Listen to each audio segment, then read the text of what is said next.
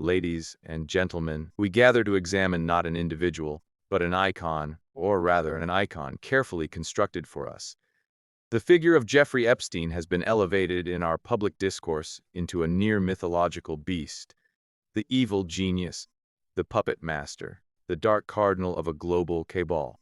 This narrative is seductive. It provides a satisfyingly singular source of evil, a comprehensible villain in a confusing world. But it is a narrative that, upon a clear-eyed review of the released Department's files, his correspondence, and the factual chronology of his life, fundamentally misleads us. It obscures a truth that is far more banal, and for that reason, far more indicting of the world he inhabited. Our first task is to recognize the power of the story itself. Long before most of us knew a single fact, the archetype was set. This is what the French theorist Jean Baudrillard might call a simulacrum, a copy for which there is no original. We are not analyzing Epstein. We are analyzing the story of Epstein, a preemptive theological framework that shapes every fact to fit its mold. It is a story that serves multiple masters: media engagement, political deflection, and our own psychological need for a coherent, centralized source of corruption. But this insistence on a mastermind blinds us to the diffuse, mediocre, and systemic nature of the reality. Let us examine the man as the documents reveal him, the intellectual imposter. The genius label dissolves under scrutiny. Associates' emails and testimonies depict a man who was often a passive, shallow commentator. He was a skilled regurgitator of ideas, often parroting the latest analyses from edge.org, tech blogs, or MIT newsletters. His famed networks were less about deep strategic alliances and more about the transactional relationships of a very wealthy man. Funding scientists who would lend his foundations credibility, hosting dinners for academics and policy wonks, eager for patronage, and cultivating financiers engaged in the same opaque wealth maximization strategies he was. This is not the inner sanctum of geopolitical power. It is the well-documented ecology of the aspirational elite, where money seeks prestige and prestige seeks money. The financial virtualist, his wealth, the engine of his entire persona, was itself a testament to fakery.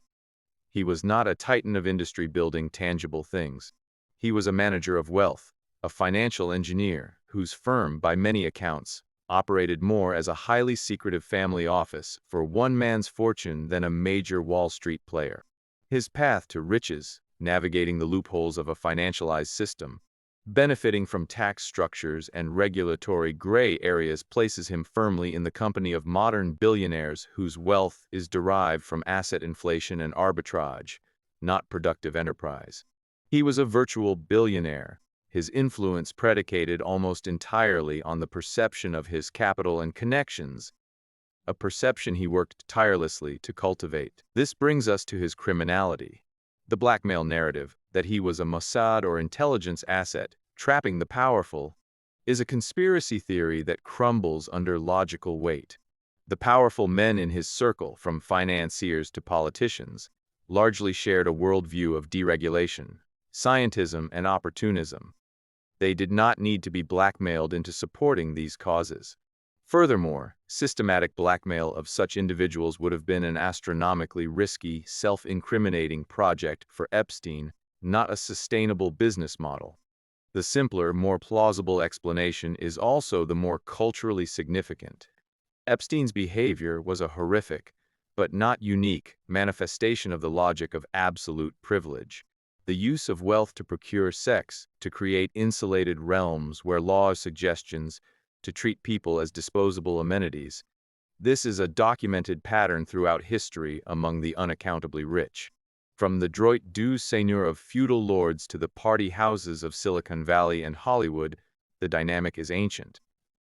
What made Epstein legally vulnerable was solely the age of his victims and the fact that his procurement mechanisms were crude enough to leave a paper trail.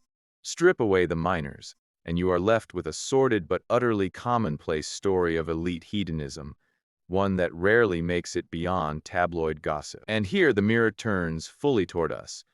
Our outrage, while morally justified, is often performative and selective. We profess horror at Epstein while our culture ceaselessly sells the Epsteinian fantasy. We worship billionaires as visionary heroes, absent ethical scrutiny of how their wealth was acquired. We commodify youth and beauty, selling the very adolescence he preyed upon back to us as an aspirational ideal. We promote a culture of hyperconsumption where experience is paramount and moral boundaries are framed as limitations to be overcome. The lifestyle media sells, the private islands, the superyachts, the exclusive parties, is the lifestyle Epstein lived. We condemn the man but enshrine the values that made him. As philosopher Christopher Lasch argued, we live in a culture of narcissism that celebrates personal gratification and dismisses communal responsibility. In such a world, the question is not who wouldn't come Epstein, but rather what in our cultural logic actively encourages it. The historical roots run deep through the exploitative extraction of colonialism where distant, lesser peoples were resources to be used, to the Gilded Age excesses where industrial barons built private empires answerable to no one. Epstein is not an aberration from the Western tradition. He is a pustular symptom of its darkest, most consistent thread, the belief that power confers a separate morality. Therefore, the final terrifying conclusion we must confront is this. Jeffrey Epstein was a completely unremarkable man. He was unremarkable in his intellectual depth, unremarkable in his financial tactics, and unremarkable, tragically, in the type of degeneracy he exhibited for his level of wealth and insulation. He was a product rolling off a very old, very efficient assembly line. Our civilization, in its current economic and social configuration, is an Epstein production factory. It systematically produces individuals with the means and the moral detachment to act as he did. It celebrates the accumulation of unaccountable power. It legalizes and valorizes the financial fakery that built his fortune. It winks at the exploitation that satisfies desire. The only variable is scale. For every Epstein on his island, there are 1,000 lesser versions in penthouses, corporate suites, and private clubs, their behavior limited only by the size of their checking account, not the content of their character. To mythologize him as a puppet master is the ultimate act of evasion. It lets the system, the economic, social, and cultural system, off the hook. It allows us to believe that by removing one bad actor, the play is cleansed. But the script remains unchanged, the stage is still set, and the roles are still being cast. Our duty, then, is not merely to decry a ghost story. It is to shut down the factory. This requires more than legal reform. It demands a profound cultural and moral reckoning. We must challenge the cult of limitless accumulation. We must revive a sense of the common good that places boundaries on power and privilege. We must recognize that the true scandal of Jeffrey Epstein is not that he existed, but that he was, in all the ways that matter, ordinary.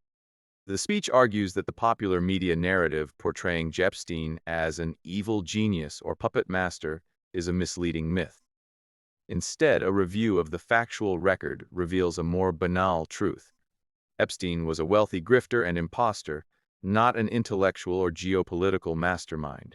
His genius was a facade built on parroting others' ideas, and his connections were the typical transactional networks of the super-rich, not evidence of unique influence. His crimes, while horrific, are presented not as an anomaly, but as a logical extension of a system that grants extreme wealth immense impunity.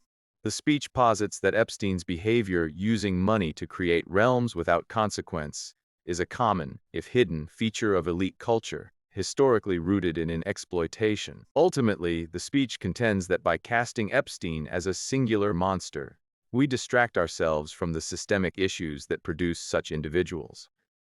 Our culture often celebrates the unchecked accumulation of wealth and privilege he embodied. Therefore, the real scandal is not one man's evil, but a society that functions as an Epstein production factory, where such behavior is incentivized and normalized for those with sufficient money and power. The call is to confront this systemic moral decay, rather than focus on a mythological villain.